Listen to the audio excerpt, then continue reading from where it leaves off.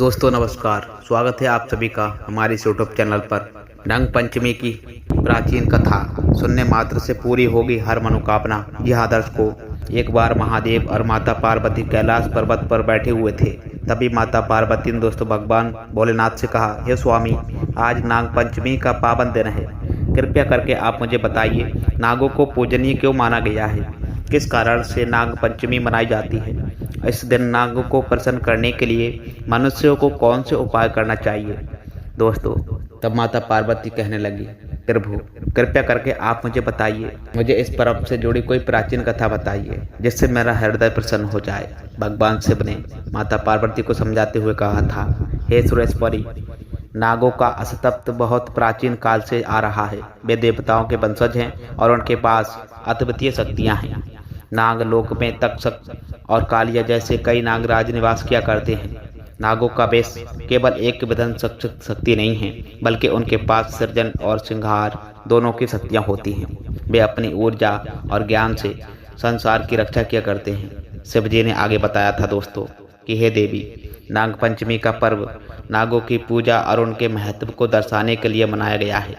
इस दिन स्त्रियां नागों को दूध पिलाती हैं और उनकी आराधना करती हैं, जिससे उनके परिवार की रक्षा होती है और उनको सुख समृद्धि प्राप्त होती है। यह पर्व मनुष्य के जीवन काल में संतुलन और समरसता को बनाए रखने का प्रतीक माना गया है। भगवान शिव ने कहा था, हे देवी, नाग मनुष्यों के रक्षक हैं। मेरे ही आशीर्वाद से समस्त नाग पूर्व काल से ही मनुष्यों के हित के लिए कार्य करते हैं। जो मनुष्य नागों की पूजा किया करते हैं, उन पर सदैव मेरी कृपा निगाह दृष्टि बने रहती है। माता पार्वती ने आश्चर्यचकित होकर पूछा दोस्तों कि स्वामी, क्या नाग वास्तव में मनुष्यों के रक्षक होते हैं? किंतु मनुष्य तो नागों से सबसे अधिक भयभीत रहते हैं। शिव जी ने उत्तर दिया था दोस्तों कि हाँ पार्वती, नाग मनुष्यों के रक्षक होते हैं और उन्हें अतिरिक्त रूप से सहायता प्रदान किया करते हैं। उनकी पूजा से मनुष्यों को कई समस्याओं से मुक्ति प्राप्त होती है और जीवन काल में सुख शांति बनी रहती है।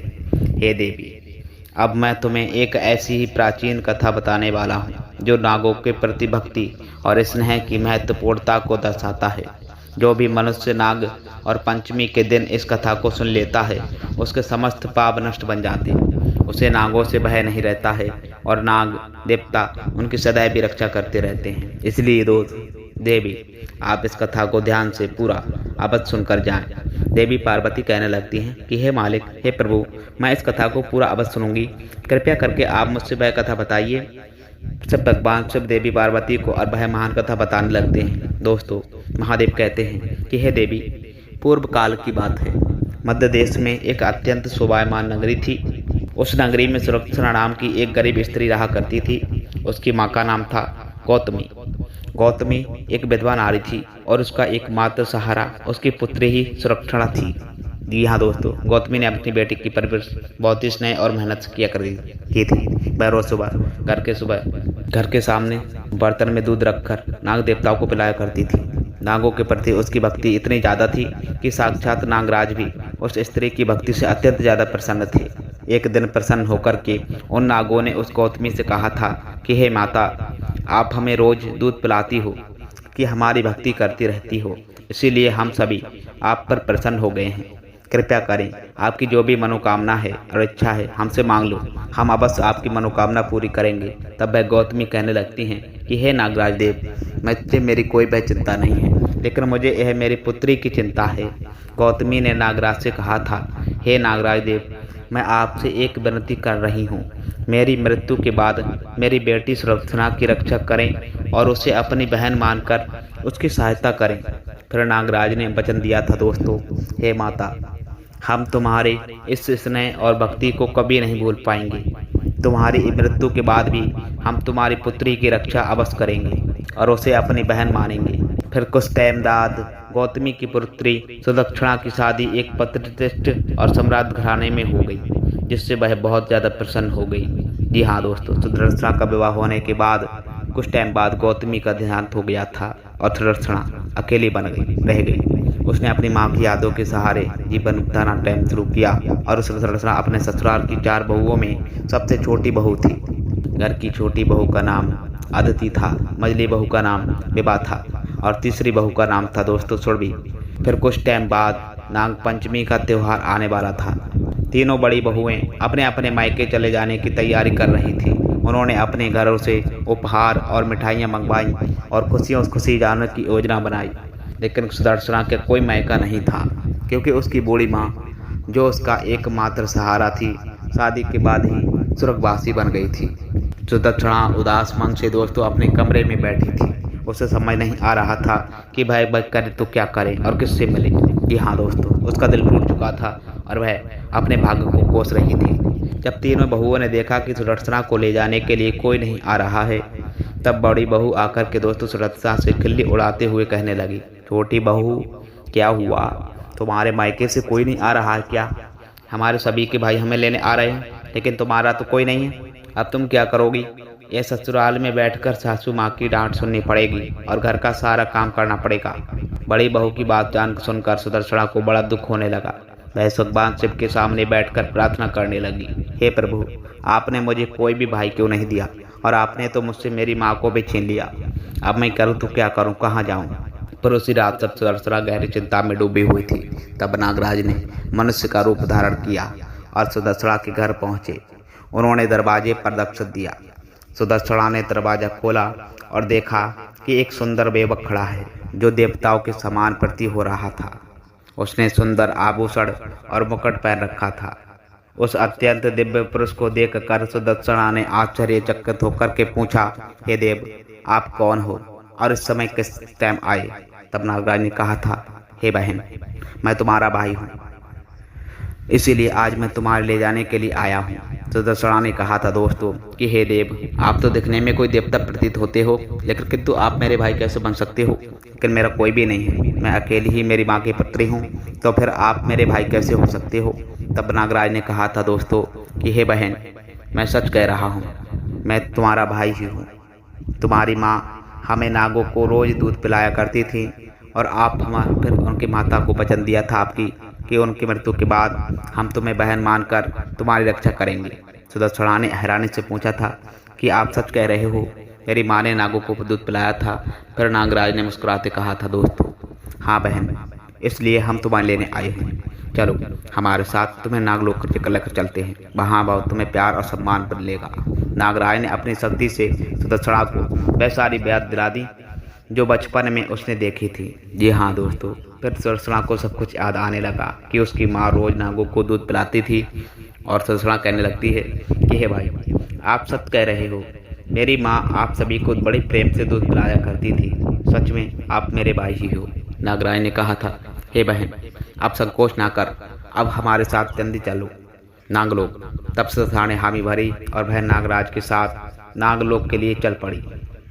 नागराज ने उसे अपने नागलोक ले जाकर नाग माता से मिलवाया था। नाग माता ने सुदर्शना का बड़े प्रेम से स्वागत किया था और उसे बड़े ही प्रेम से रहने का आश्वासन दिया। सुदर्शना अब नागलोक में खुशी खुशी रहने लगी थी। जी हाँ दोस्तों, अब भाई नागलोक एक अद्भुत और जादुई स्थान था। वहाँ की हवाएं शीतल और सुगंधित थी, चारों ओर हरियाली हरियाली फैली थी और फूलों की महक से वातावरण मंत्रमुग्ध हो जाता था। वहाँ के भवन सोने और चांदी से भरे हुए थे और रत्नों से जड़े हुए थे। नागलोक में सभी नाग प्रेम और सौभाग्य से रहते थे। वहाँ के नियम और अनुशासन बहुत सख्त थे, लेकिन सभी नाग उनका पालन किया करते थे। नागराज ने सुदर्शना को नागलोक के विभिन्न स्थान दिखाई दिए और उसे वहाँ के नियम समझावा दिए। नाग माता ने सुदर्शना को एक सुंदर कमरा दिया था, जिसमें रत्न रचित बिस्तर और सुंदर साज सज्जा थी। सुदर्शना भी जल्दी ही वहाँ की जीवन शैली में रच बस गई थी। कुछ टाइम बाद नाग माता ने सुदर्शना से कहा था कि बेटी, हमारे नाग बच्चों को भी तुम्हारे जैसे स्नेह की आवश्यकता है, क्या तुम उन्हें दूध पिला सकती हो? सुदर्शना ने कहा था, हर स्वीकार किया और दूध गर्म करके नाग बच्चों को पिलाने लगी थी। परंतु दोस्तों, गलती से उन्हें दूध ज़्यादा गर्म कर दिया था और सभी नाग बच्चों के मुंह जल गए थे। नाग बच्चे बहुत ज़्यादा क्रोधित होने लगे और चिल्लाने लगे। नाग बच्चा अरुण ने उनसे गुस्से से कहा था, हे स्त्री, तुमने हमारे मुंह जला दिए, हम तुम्हें कभी माफ नहीं करेंगे।